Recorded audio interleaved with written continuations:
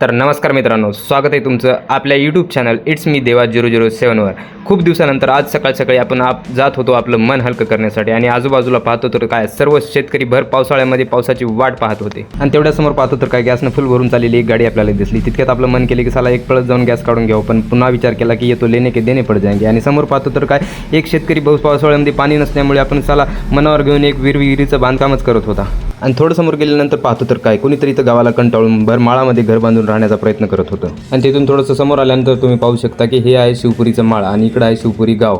या गावापासून इथं वर माळावर इथं आहे कोडलिंगेश्वराचं मंदिर। आपण तिथं जाणार आहोत आणि तिथून जाण्यासाठी हा रस्ता आहे। शिवपुरी गावच्या थोडंसं अलीकडूनच हा रस्ता आहे। इथून तुम्ही पाहू शकता वळणाचा रस्ता, सिमेंट रोड रस्ता बांधकाम केलेला आहे आणि अशा प्रकारे चांगलं बांधकाम केलेलं आहे। आणि बापू आपल्याकडे फिरून पाहत होते की बापूला वाटलं हे तर कोण दोघं काय बोलत यायलेत। आणि त्याच्यानंतर थोडंसं पुढं गेलो आपण, इथून एक वळण आहे मस्त ना राईटपैकी, इथून पाहू शकता तुम्ही। आणि दोघंजण इथं मस्त मीटिंगमध्ये काय बोलत होती काय माहिती, त्यांचं बोलणं चालू होतं। आणि त्याच्यानंतर इथं भाऊ यांची गाडी स्टार्ट करण्याचा खूप प्रयत्न करत होती खूप वेळाचं, त्यांना काय स्टार्ट झाली की नाही माहीत नाही, पण येताना बघूत आपण। आणि त्याच्यानंतर आपण थोडंसं पुढं जाऊत आणि या साईडनं तुम्ही पाहू शकता की 3 लेडीज भक्त मंडळी पायानं वर येत आहेत। आणि त्याच्यानंतर एक बापू पण इथं रस्त्याच्या कडेला येऊन थांबलेले आहेत। त्यांना वाटलं बापूला की आपण त्यांना येऊ देतो, पण बापूला म्हणलो की बापू आमच्या गाडीत पेट्रोल खूप कमी आहे, तुम्ही आरामाने या, काही हरकत नाही।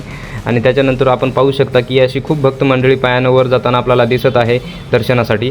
आणि त्याच्यानंतर आपण पुढं जाऊ, तुम्हाला दाखवतो की कशाप्रकारे इथं वळणं आहेत, कशाप्रकारे बांधकाम केलेलं आहे। आणि तुम्ही पाहू शकता इथं कच्चा रस्ता लागलेला आहे। आपलं खूप मन नाराज झालं होतं आपण, कारण खूप फास्टमध्ये वर जाणार होतो आणि तरी पण आपण आपल्या पद्धतीने जात आहे। आणि असा भयानक कला आहे तिथं, कारण गाडी जर एकदा बॅलन्स बिघडला तर गाडी फरफटत पाठीमागे जाऊ शकते। आणि तुम्ही वरून पाहू शकता गावाचा व्ह्यूज तुम्हाला कसा दिसत आहे, कारण पावसाळ्यामध्ये खूप छान वातावरण असतं। अजून बऱ्यापैकी पाणी पडलेलं नाही, साधारण पाणी सडा टाकल्याने पडलेलं आहे, त्यामुळं असं छोटी हिरवळ तुम्हाला दिसत आहे। आणि तुम्ही हे कल पाहू शकता कसे कल आहेत, एकदम टर्नमध्ये आहेत असे कल, कारण एकदम वरून वाहनं पण जास्त जोराने वेगाने येऊ शकत नाहीत आणि खालून पण जास्त वेगाने वाहनं वर जाऊ शकत नाहीत। अशा पद्धतीने तुम्ही पाहत आहात की किती भक्त मंडळी पायानं वर जात आहेत दर्शनासाठी। आणि आपण गाडी घेऊन जात आहोत, त्याच्यात बायको पण खुश आहे, कारण बायकोला वाटलं आपण पायानं जात असलो तर आपल्याला किती वेळ लागला असता। त्याच्यानंतर गाडीवर बसून चलो म्हणून ती मनातल्या मनात हसत होती आणि खुश होत होती। आणि तुम्ही पाहू शकता साईडने कशा प्रकारे झाडी आहे, कशी हिरवळ आहे, पलीकडला पण डोंगर कसा हिरवागार दिसतोय।